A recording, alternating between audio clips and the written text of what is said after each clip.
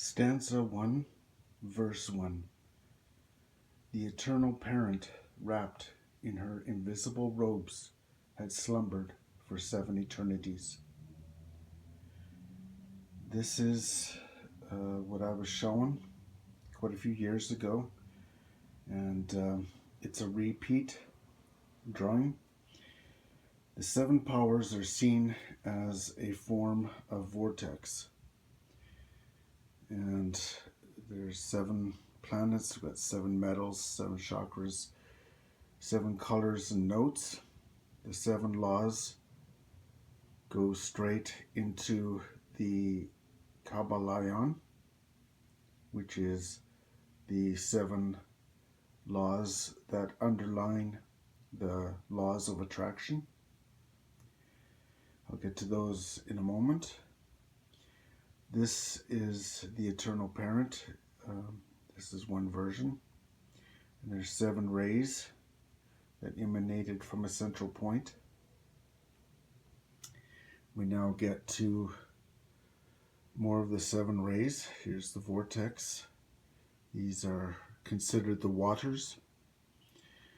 Now, there are 7 basic forms of nothingness in mysticism. The first 3 are found in the Kabbalah: Ein Sofer, Ein Sof, and Ein. I'll get to their meanings soon.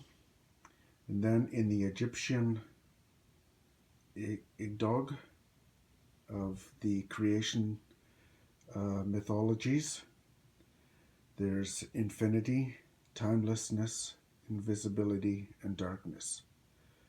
Madame Blavatsky knew very well about these veils, and that's how they should be described, as veils. And so we have the 7 corresponding forces of the Kabbalah. We have correspondence. These are the 7 laws. We have vibration, trough, and crest. We have polarity, positive, negative. We have rhythm. We have cause and effect. We have will and intent, as in mentalism. Now, another form of looking at the 7 robes is the eternal parent as the center, the infinitesimal point of the singularity. We can see that it has 7 spheres: the moon, Mercury, Venus, Sun, Mars, Jupiter, and Saturn. The 7 spheres also contain of 7 Sephiroth, or emanations of the Kabbalah. Here they are here. Now we move on to, again, the infinite singularity in the infinitesimal. And in allegory and metaphor, we could see this singularity of the infinitesimal and the infinite as moving around infinity in circles 7 times.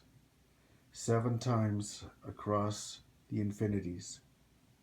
It moves.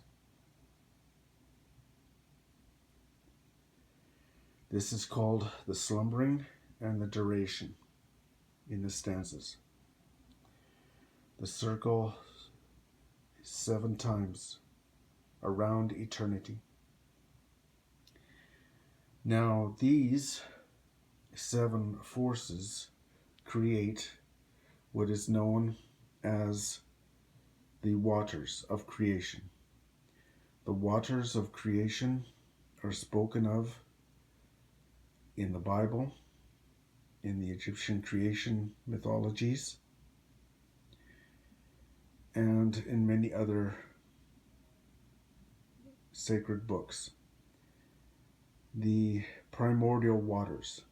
In Egyptian times, it was known as the Ben mound, almost like a pyramid, from which Tapa rose to life and created everything. Now we have here the Ensufur, which means infinite light. Ein, which means nothingness, but also a form of light. And a third form of light, which is thought of as nothingness, or no thingness, no dimension. Insuf. And then we have, again, the four primary pairs of the Agdog of the Egyptian mythology, creation mythologies. Again, we have the pair of infinity, we have the invisibility, and we have the darkness, and we have the waters of none or Nuit. Now, these 6 creations, 6 veils of nothingness, stirs the waters, creates the waters, what is known as the primordial substance of creation. You can call it ectoplasm, you can call it auras, energy, any kind of energy system you wish to speak of. These are the primordial waters. It took these 6 forces to create the waters. Again, it is 7 stirring forces of the primordial singularity that turned around infinity, eternity, 7 times. 7 times it laid and slumbered, and that was its duration. It then created the 7 spheres, which is seen in Gnosticism, and the 7 primary Sephiroths of creation. We then again move back to the 7 veils as seen in the form of a vortex.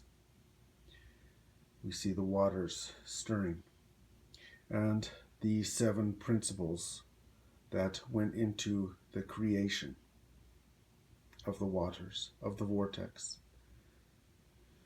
Correspondence, vibration, polarity, rhythm, cause and effect, and mentalism all go into the creation of the 12 laws of attraction.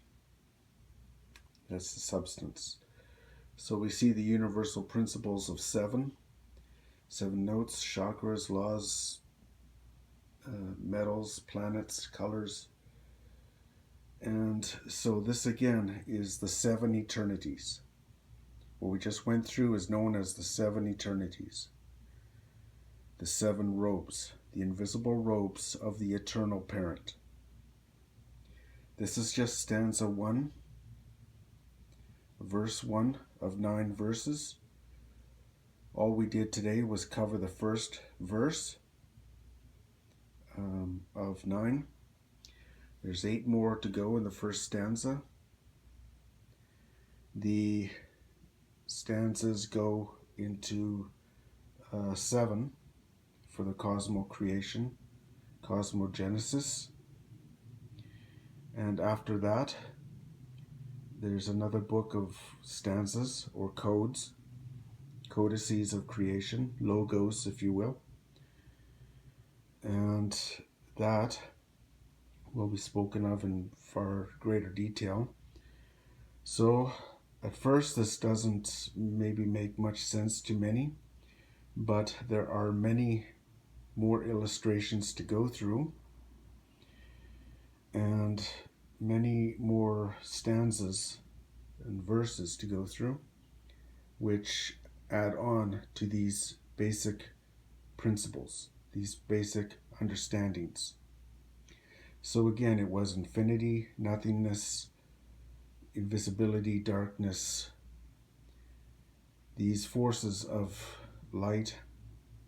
And when I speak of light, whenever the mystics speak of light, they are talking about the light of sudden intuition, suddenly knowing, It is not the type of light that we experience in our day-to-day lives. It is a form of hidden light, occult light. Astrologers used to use it a lot in explanations of planetary assignments. For example, the moon would sometimes be in a phase of hidden, and they would call that occult.